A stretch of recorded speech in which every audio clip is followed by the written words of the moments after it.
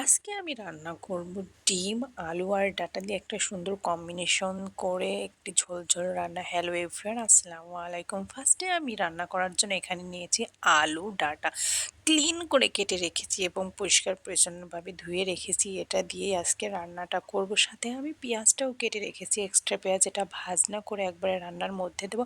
আর এখানে রেখেছি দুইটা ডিম, ডিমটা দিয়েই রান্না করব আলু ঝোলটা। আর এখানে ডিমটা ফাটিয়ে নিয়েছি, ফাটিয়ে নিয়ে এখানে কড়াইতে দিয়ে আগেই তেলটা দিয়েছি, তারপরে ফেটিয়ে সুন্দর করে ভেজে নেব। এখানে ভাজার আগে আগ মুহূর্তে এখানে উল্টে পাল্টে সুন্দর করে লাল লাল করে ভেজে নেব। সো আমি এখানে ডিমটা উল্টিয়ে নিচ্ছিলাম, উল্টিয়ে নিয়ে দেখো ডিমটা কত প্রপারলি ফুলেছে। এখানে আমি কেটে নিয়েছিলাম। আর আজকের তরকারিটা আমি রান্না করব দুইটা ডিম দিয়ে।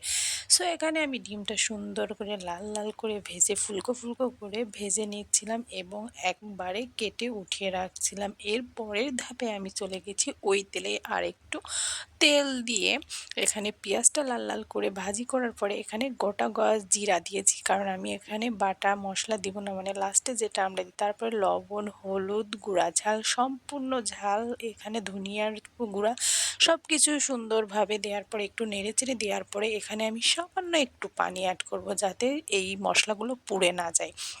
তারপরে খুব সুন্দরভাবে নেড়েচেড়ে দেওয়ার পরে এখানে যখন পানিটা উঠে শেষ হয়ে যাবে আর তেলটা উঠে উঠে আসবে, তখন আমি এই কেটে রাখা ডাঁটা আলুগুলো দিয়ে এখানে নাড়াচাড়া করে নেব।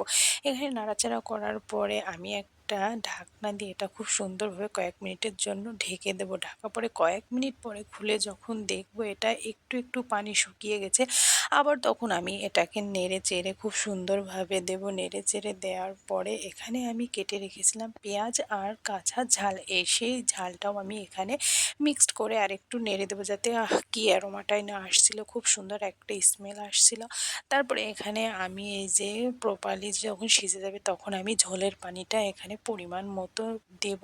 এরপরে একটু নাড়াচাড়া করে সেদ্ধটা যাতে আরেকটু ভালোভাবে হয়, সেজন্য ঝোলের পানিটা আমি আরেকটু পরে দেব, যাতে একদম তরকারিটা মজে যায়, কষে যায়। তারপরে এই যে এখন এখানে লাগা লাগা ভাব হয়ে এসেছে, দেখেই বোঝা যাচ্ছে যে এখন ঝোলের পানিটা দিয়ে দিলে প্রপারলি তরকারিটা খুব সুন্দরভাবে হয়ে যাবে এবং খেতেও দুর্দান্ত হবে। দেখো এখানে যার যতটুকু পরিমাণ লাগবে তরকারিতে সে তো ততটুকুই ঝোল দেবে।